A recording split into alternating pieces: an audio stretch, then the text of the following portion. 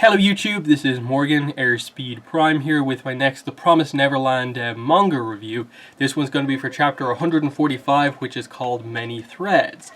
This is an interesting chapter. I think it very much plays the role of just kind of putting the pieces into position as we head into really, I suppose, getting into this, Tefari arc of just all of the action that's happening around this Tefari. Everyone's heading there at this point, and this is just getting everyone into position, how they're going to arrive, when they're going to arrive, plus a few interesting things with Norman and his group. We don't learn anything more about the one and the promise that was made between him and Emma, and especially the reward. That's the big thing that we want to know. We don't learn what the reward is here, so they're really holding that back.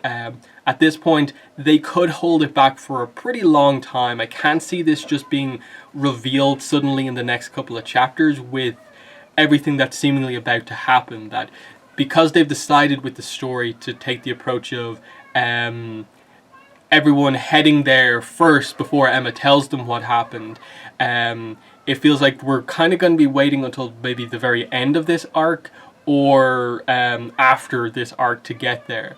Which, again, is hard to tell because in many ways this feels like the final arc, but it could go on for much, much longer as well. So there's a lot of stuff going on here, but let's get into the chapter. So again, we start off with the idea of everyone trying to get to the capital. We have our main groups from last time out. Of course, we know Dawn, Gilda, Sanju, Mujika, Aishi, and so on. They're heading there. Now we know that Ray and Emma also want to head there, and they have to stop Norman. So, that's what they talk about. We must act before Norman kills the nobles, and they just get across the idea that there's no real coming back from anything if that happens. If Norman takes out the power structure of the demons, they're in a terrible position and they can't really undo it, given that they sort of want to save demons as a species just as much as they want to save themselves. So, they talk about, okay, it's going to take 5 days to get from where they are to the capital. If they ignore all the risks and just take the quickest path there, it'll take 3 days. But Anna points out the Tefari happens in 2.5 days, so you still won't make it in time. This is when the other kids come in. The Goldie Pond crew basically reveal that, okay, well, they haven't been going out on the same missions as Emma and Ray.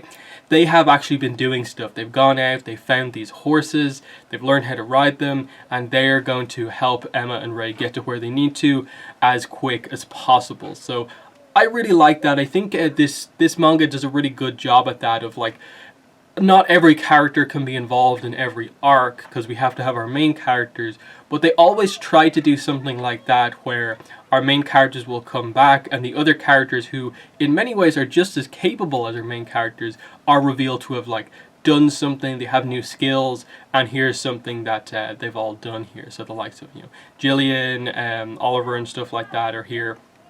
But yeah. So we just get across the idea that they're not masters at riding horses, but they can get them there where they need to. There's a nice little moment with Jillian here of just, Emma asking, are you okay with this? You were so opposed to the idea of helping the demons. Why are you helping now? And she just points out, that's right, I'd still kill them, no doubt. I'd kill any enemies who threaten my friends, my family, but I want to help you, Emma. I want to help save Norman too. So they're on their way. They're going to get there quicker than expected as we cut across to Norman. And we see him and his lieutenant characters basically just going over the idea that the demons are moving into their positions. They're just doing their own thing. They're not really suspecting much.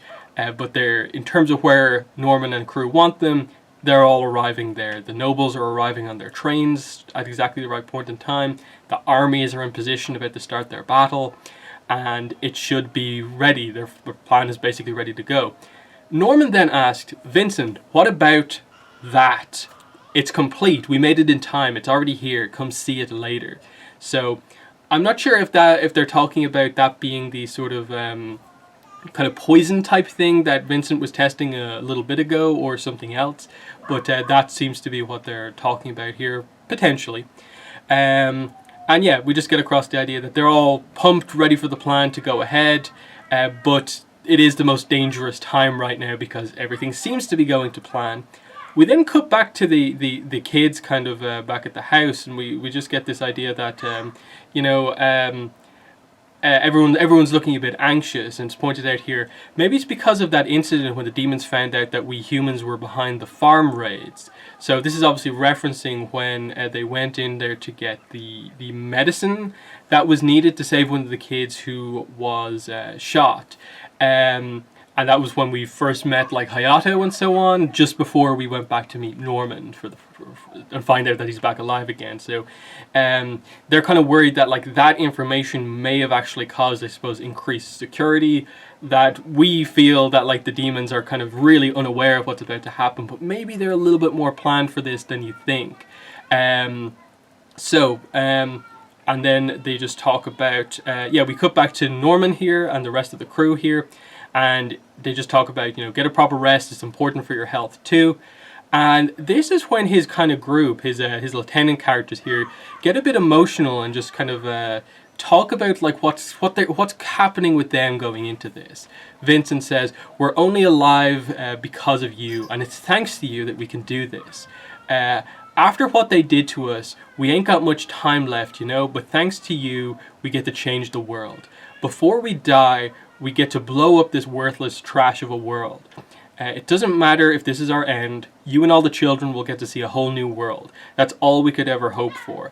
Doesn't get any better than this." And Norman just tells him, "Stop this foolishness. Did I forget to tell you that I don't want any blood spilled? I want a full victory, no deaths will be allowed. You can save your gratitude for after we win. We're building a new world. Yes, and all of us will get to see it together. We deserve to be free. The horror of 1,000 years will come to an end right here, right now." That's his speech. But I like that reveal. Like, we obviously got last time the kind of Adam clones suffering from the spasms, and it's revealed that they were about to die because they stopped breathing when they didn't have the medicine immediately, and it seems to be accelerating as they kind of age and so on. So it's only limiting this kind of disease or whatever that they seem to have, the side effects of the experimentation.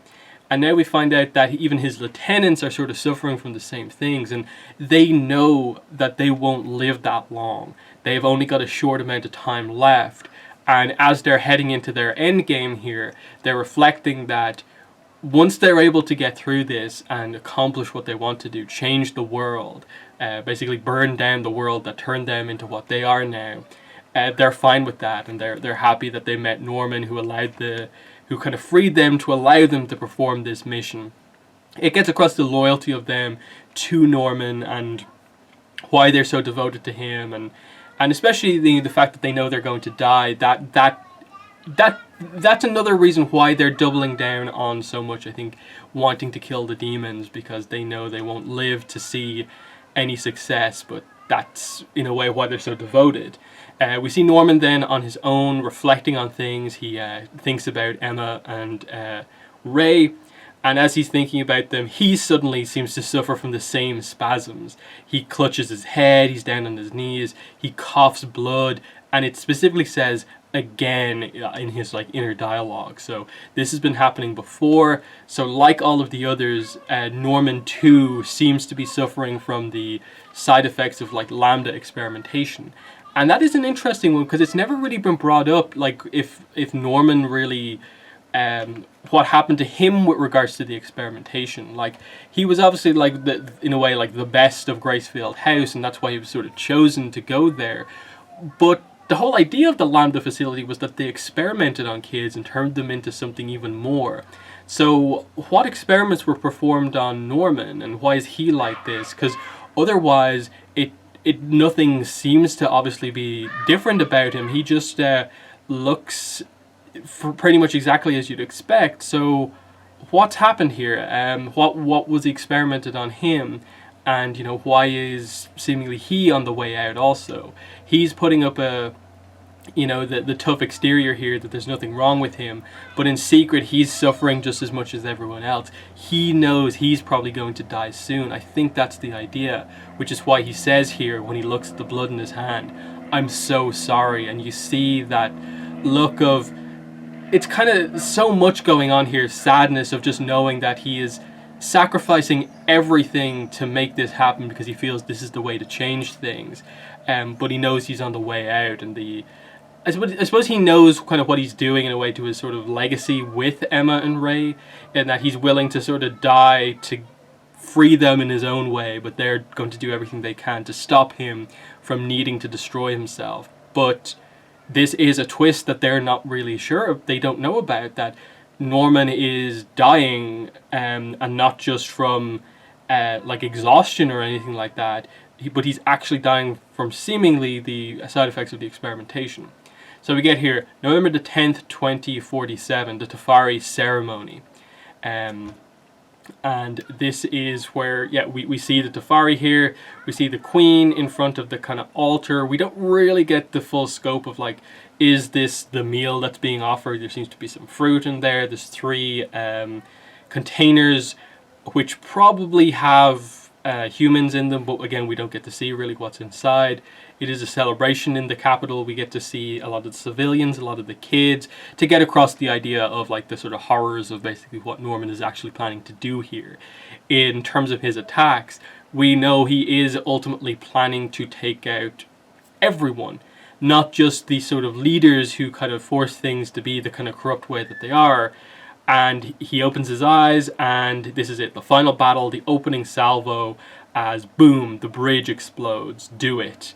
And yeah, that's the end of the chapter. With it started, and it seems like they haven't arrived yet. Like Emma, Ray, Don, Gilda, Sanju, Mujika, they're not there yet, and the plan has already started. So, realistically, I assume there's probably no one that they've killed immediately on the bridge, but they've now sort of, I suppose, locked everyone into the city, and how are they going to get out? What's going to happen next? We're into the action now, and I'm very excited to see where it goes from here, just because there are so many threads, as the title of this chapter is, at play here, with everyone waiting to arrive. We still have to wait and see what the Tefari is. The One is this, like, mysterious factor in all of this. He could show up at any point to actually make the promise happen, because Emma's just returned and is like, I made the promise, but, like, when's it happening? We still don't know the full details and all of that. And then, so many characters at play here. We still have to get the idea of, like, what's going on with Mujika in all of this, because Emma's promise seemed very limited in scope, of literally just allowing the cattle children to escape into the human world, and it didn't really address any of the other side of the plan with regards to saving the demons and making sure that they have a food source, or don't need a food source, through Mujika's blood. So I assume they're planning to do that themselves, but exactly how, and that's where stuff like Ray and Emma meeting up with Don, Gilda, Mujika is going to be very important. And then I assume the big confrontation between Emma, Ray, and Norman is going to be especially important. But I have a feeling that there's probably a lot more going on than we even expect, because the battle between the royal army and the, like, banished clan hasn't even started yet. The queen of the demons still hasn't been, like, I think, properly, not enough has happened there yet, and the demons are probably a little bit more onto this than we expect as well. That seems to be what this chapter was hinting at. So there's lots of stuff that can happen. Plus, I do get the feeling that we probably will have to get some sort of a Lambda flashback, because again, we forget that we never really saw the escape plan happen. We were sort of told about the whole idea of this is how Norman got to here, but we never saw it. So explaining why Norman has this kind of illness is going to be, I think, pretty important. So lots of stuff. This one was more of a setup chapter, but I like the reveal of the kind of dark, they don't have much time left on Norman's side of things, the entire leadership on his side of things. They all know they're not going to live that much longer. And I think that's a real game changer in all of this. I like that reveal, because it's suddenly like Norman has, what he accomplishes, he is not going to experience. And that's kind of been the thing with, like, all of the main characters and their choices of initially, like, Ray being willing to sacrifice himself to allow the escape plan to go off, but then Norman actually being the one to do it, but then Norman actually being alive, and now he's willing to sacrifice himself again. That's the sort of, like, I suppose, stuff that you want to see fully get resolved through all of this. And then ultimately, like, is Emma actually going to be the one to make the ultimate sacrifice here with whatever the reward that was asked for? That's the big twist in all of this that I think we're waiting for. But yeah, that's my thoughts on chapter 145 of The Promised Neverland. In the comments, let me know what your thoughts were on it. But that's been the video. Thanks for watching, and bye.